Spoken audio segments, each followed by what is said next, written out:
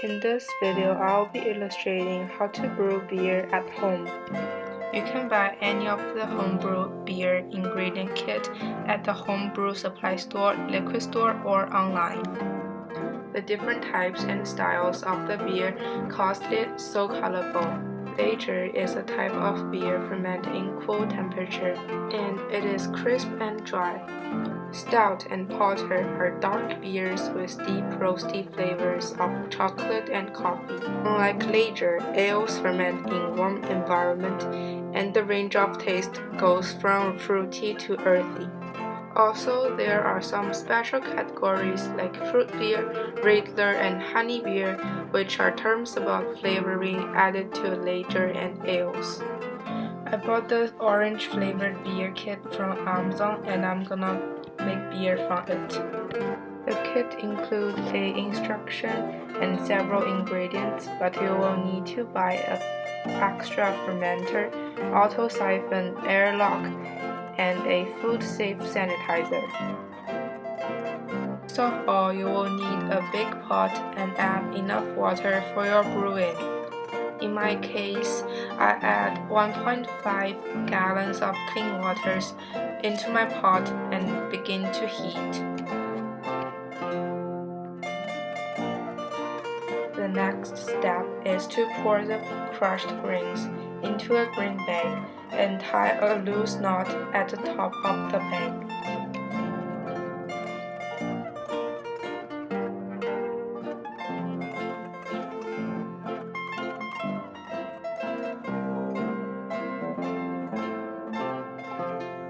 When the water achieves 65 to 73 degrees, place the grain bag into the pot and let it steep for approximately 20 minutes.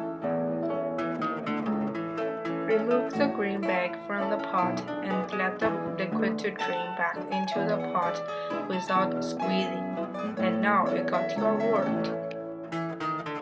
Bring the wort to a gentle rolling boil and then add 8 ounces of malt extract and gently stir the wort until they are completely mixed.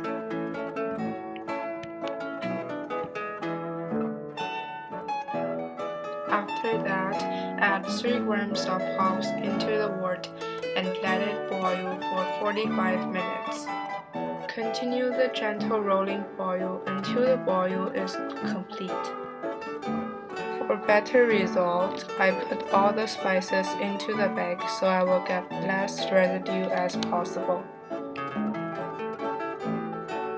Now add the spices and the rest of wheat malt extract into the wort.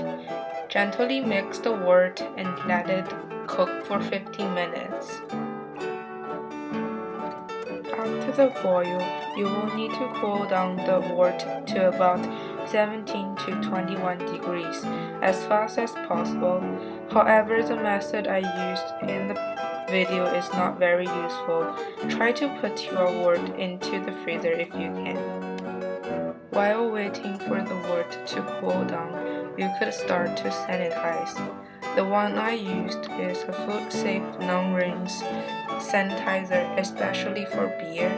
Pour the sanitizer into the fermenter and shake it so it is completely sanitized.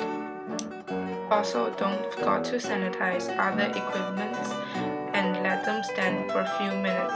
Don't forget to pour out the liquid after the process.